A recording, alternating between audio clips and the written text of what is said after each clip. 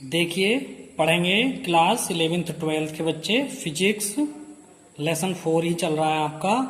एक डेरिवेशन आपका अधूरा रह गया था, 2 तारीख में पढ़ाया हुआ, पूरा नहीं हुआ था, उसकी थ्योरी लिखा दी गई थी।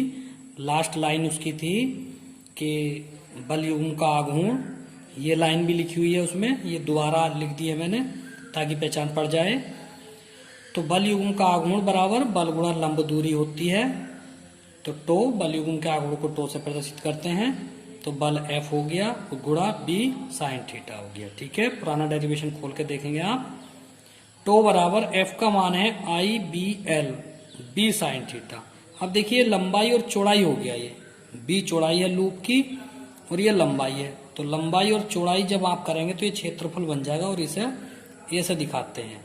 तब टो बराबर हो गया I और ये हो गया A पूरा बचा B, तो IAB साइन थीटा। एक सूत्र तो हो गया ये बल युग्म का आघूर्ण। ठीक है, उसके बाद यदि कुंडली, किसी कुंडली में लूपों की संख्या n हो तब टो बराबर n और आ जाएगा इसमें, NIAB साइन थीटा।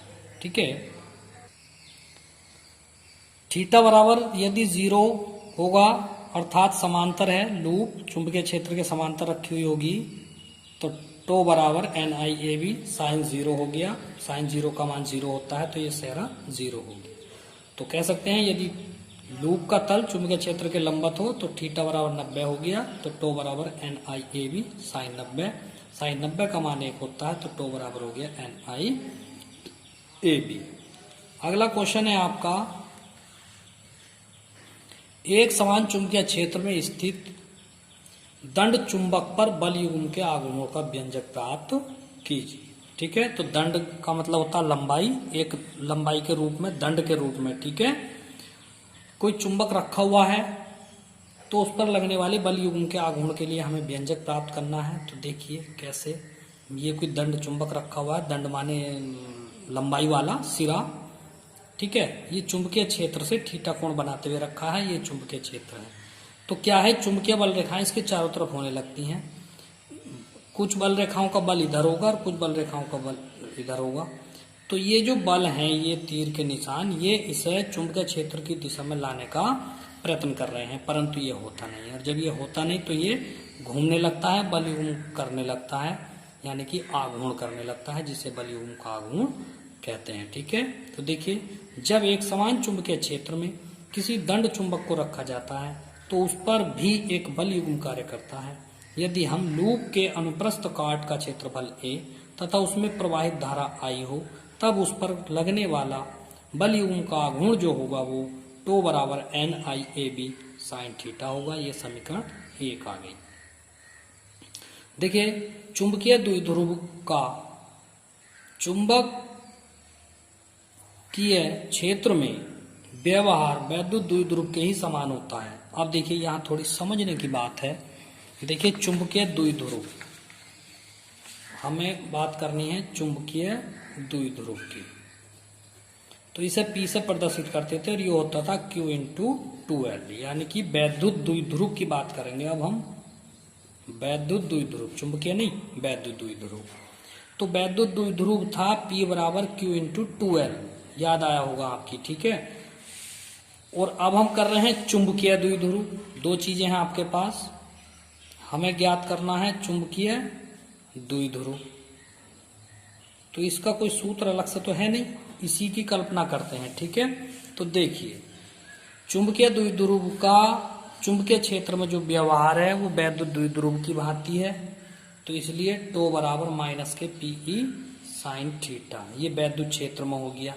ठीक है, P जो है ये द्विध्रुव है, ये वैद्युत द्विध्रुव आघूर्ण है ये। ठीक है, E है वैद्युत क्षेत्र, तो टो बराबर हो गया माइनस के PE साइन थीटा। समझ गए, ये कहीं से नहीं आया है, ये वैद्युत क्षेत्र से आया है। तो वैद्युत क्षेत्र बराबर हो गया, टो बराबर हो गया माइनस के PE साइन थीटा।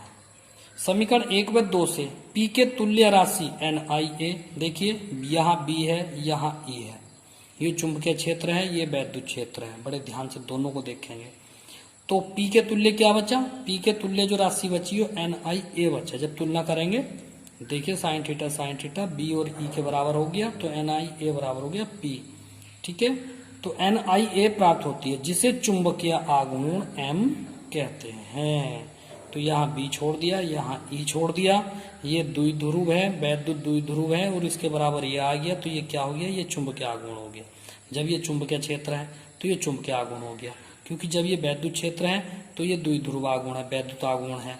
ये वैद्युत क्षेत्र है, ये वैद्युत द्विध्रुव आघूर्ण है। ये चुंबकीय क्षेत्र है तो ये चुंबकीय आघूर्ण होगा, ठीक है, जिसे चुंबकीय आघूर्ण M कहते हैं। अतः चुंबकीय आघूर्ण M बराबर हो गया NiA, समीकरण 1 से। अब समीकरण 1 में वापस NiA की जगह पे आप M रख दीजिए, तो ये हो गया टो बराबर MB sine theta newton metre, ठीक है। नेक्स्ट चलेंगे, देखिए क्वेश्चन है आपका, चुंबकीय द्विध्रुव से आप क्या समझते हैं? वैद्युत धारा लूप को चुंबकीय द्विध्रुव क्यों माना है? क्या एक अकेला चुंबकीय द्विध्रुव प्राप्त किया जा सकता है? तो हमें लिखना है चुंबकीय द्विध्रुव। तो क्या है इसमें? ऐसा निकाय जिसे चुंबकीय क्षेत्र में रखने पर उस पर एक बल युग्म कार्य करता है, जो उसकी अक्ष को चुंबकीय क्षेत्र की दिशा में लाने का प्रयत्न करता है, चुंबकीय द्विध्रुव कहलाता है। समझ गए आप? देखिए वैद्युत द्विध्रुव क्या था, पहले आप वैद्युत द्विध्रुव को करेंगे, समझेंगे। तो वैद्युत द्विध्रुव में ऐसा निकाय, ठीक है, जिसमें दो आवेश विपरीत प्रकृति के एक दूसरे से 2l पर स्थित होते हैं, तो ये वैद्युत द्विध्रुव था। अब है चुंबकीय द्विध्रुव, ये क्या है? तो चुंबकीय क्षेत्र में रखने पर ऐसा निकाय जिस पर एक बल युग्म कार्य करता है, जो उसकी अक्ष को चुंबकीय क्षेत्र की दिशा में लाने का प्रयत्न करता है, तो चुंबकीय द्विध्रुव कहलाता है, ठीक है। जैसे धारा लूप हो गई, धारावाही कुंडली होगी तथा दंड चुंबक हो गया। इसी प्रकार से धारा लूप एक चुंबकीय द्विध्रुव की भांति कार्य करता है, अतः इसे चुंबकीय द्विध्रुव माना है। यह आपका क्वेश्चन कंप्लीट होता है। इसके बाद आप चलेंगे, यदि चुंबक को तोड़कर उसके छोटे छोटे टुकड़े बनाए जाएं, तो प्रत्येक टुकड़ा एक चुंबक की भांति व्यवहार करता है, अर्थात उसमें उत्तरी व दक्षिणी दोनों ध्रुव होते हैं, अतः अकेले चुंबक के ध्रुव का कोई अस्तित्व नहीं होता। क्वेश्चन में था ना, आप क्वेश्चन अगर पूरा पढ़ेंगे तो सब चीज है कि लूप को चुंबकीय द्विध्रुव क्यों माना है, क्योंकि वो चुंबकीय क्षेत्र में रखने पर चुंबक की भांति व्यवहार करती है, इसलिए उसको चुंबकीय द्विध्रुव मानना है। अकेला चुंबक द्विध्रुव, एक अकेले चुंबक से ध्रुव प्राप्त किया जा सकता है? नहीं, क्योंकि अगर आप चुंबक को तोड़ेंगे तो कितने भी आप टुकड़े कर दीजिए, उसमें जो है प्रत्येक चुंबक पूरा ही होगा, लोहे को तो जरूर चिपकाएगा, ठीक है। जैसे ये पूरा चुंबक है, आप इसको टुकड़ा कर देंगे, तोड़ देंगे, तो क्या होगा? तो ये पूरा चुंबक होगा। कितने भी टुकड़े कर दीजिए, चुंबक में दोनों ध्रुव ही रहेंगे, अतः किसी एक अकेले चुंबक से एक ध्रुव प्राप्त नहीं किया जा सकता, ठीक है। नेक्स्ट क्वेश्चन पढ़ेंगे आप, चुंबकीय द्विध्रुव के चुंबकीय आघूर्ण की परिभाषा लिखो। तो चुंबकीय द्विध्रुव आघूर्ण, इसकी परिभाषा लिखनी। तो देखिए, माना चुंबकीय द्विध्रुव एक समान चुंबकीय क्षेत्र B में क्षेत्र की दिशा से थीटा कोण बनाते हुए रखा है, तब बल युग्म का आघूर्ण क्या होगा? टो बराबर MB साइन थीटा। अभी पीछे हमने सिद्ध किया है, तो इसमें क्या करेंगे?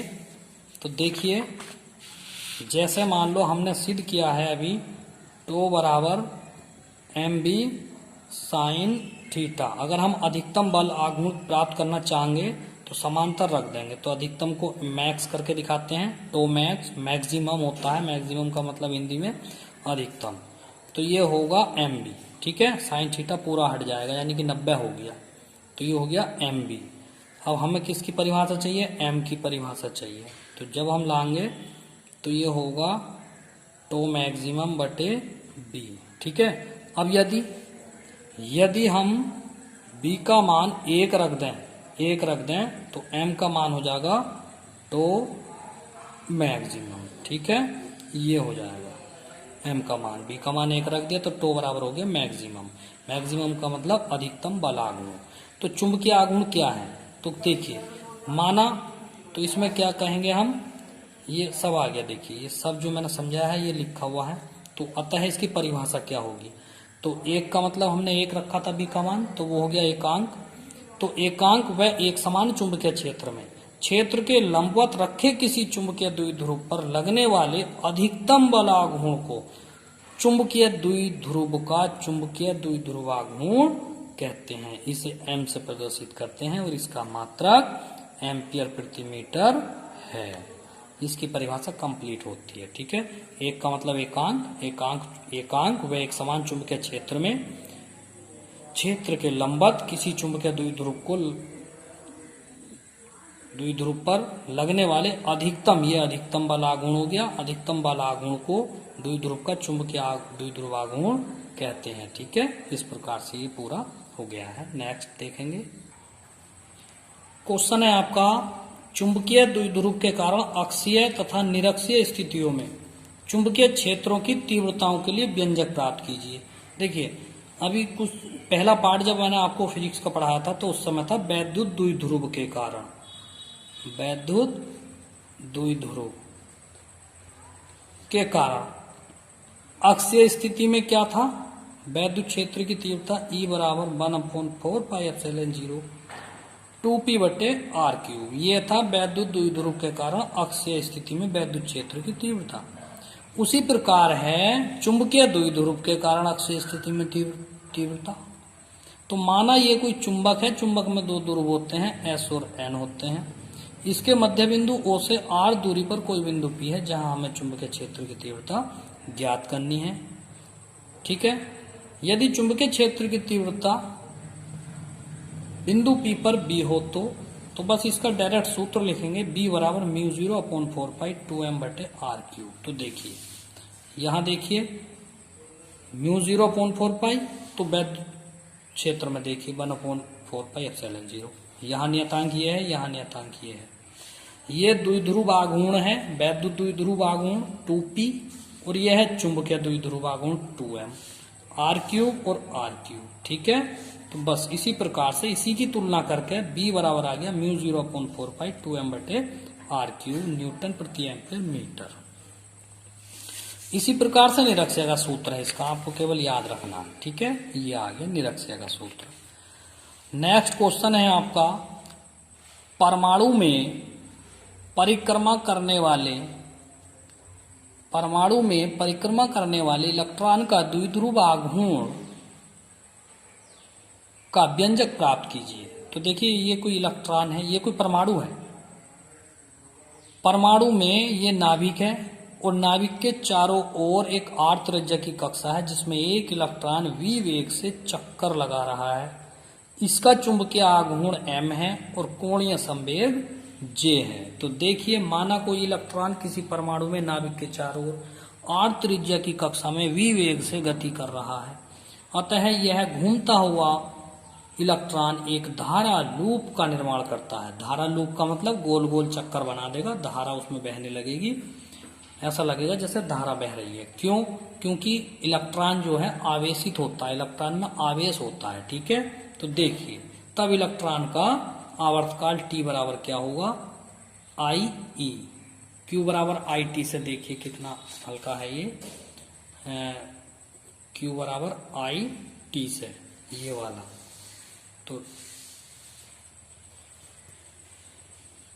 तो यहां से देखेंगे तो T बराबर होगा Q/I। तो ऐसे ही ये T बराबर ये गलत लिख दिया है, चलिए इसको काट दीजिए। तो ये होगा I बराबर E/T। अगर ये कोई और कण होता, इसका आवेश Q होता, तो I बराबर होता Q/T। तो इसी सूत्र से इलेक्ट्रॉन के लिए Q की जगह पे E आ जाएगा, तो E/T।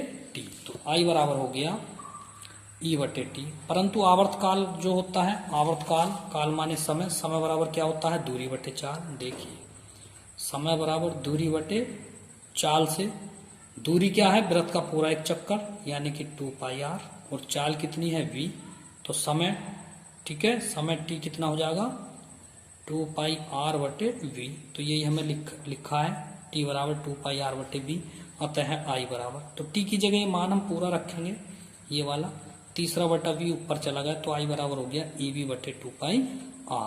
तब इलेक्ट्रॉन का चुंबकीय आघूर्ण द्विध्रुव आघूर्ण क्या होता है, MnIa होता है। देखिए पीछे मैंने लिखाया था NIa, ये पूरा होता है NIa, ठीक है, लेकिन N इसमें है ही नहीं, तो M बराबर हो गया Ia, इसको ध्यान रखेंगे। तो चुंबकीय आघूर्ण M बराबर होता है Ia, तो I की जगह पाई का मान रख दिया, और A क्या होता है पाई आर स्क्वायर, वृत्त का क्षेत्रफल पाई आर स्क्वायर, पाई से पाई कट गया और आर की एक घात से एक पूरा आर कट गया, तो और बटे का 2 हमने यहाँ कर लिया, M बराबर 1/2 EVR। तो ये आ गया चुंबकीय आघूर्ण, चुंबकीय द्विध्रुव आघूर्ण किसके पदों में, त्रिज्या के पदों में, आवेश E के पदों में, चाल के पदों में। अब आगे चलेंगे, हम जानते हैं कि कोणीय संवेग क्या होता है, J बराबर MVR ये होता है। तब M/J दोनों ही भाग कर ली, M/J इन दोनों की भाग कर ली, ठीक है। तब EVR/2 और MVR, तो RV कट गया, 2M की गुणा में आ गया, तो M/J बराबर E/2M, अतः M बराबर आ गया E/2M इंटू J। ये कोणीय संवेग के पदों में आ गया, ठीक है। ये नीचे सदिश रूप है, जो सदिश राशि है उसके ऊपर तीर का चिन्ह लगा दिया है, ठीक, बराबर माइनस E/2M, और J के ऊपर भी तीर का चिन्ह लगा दिया है, ठीक है। आज के लिए इतना ही काफ़ी है।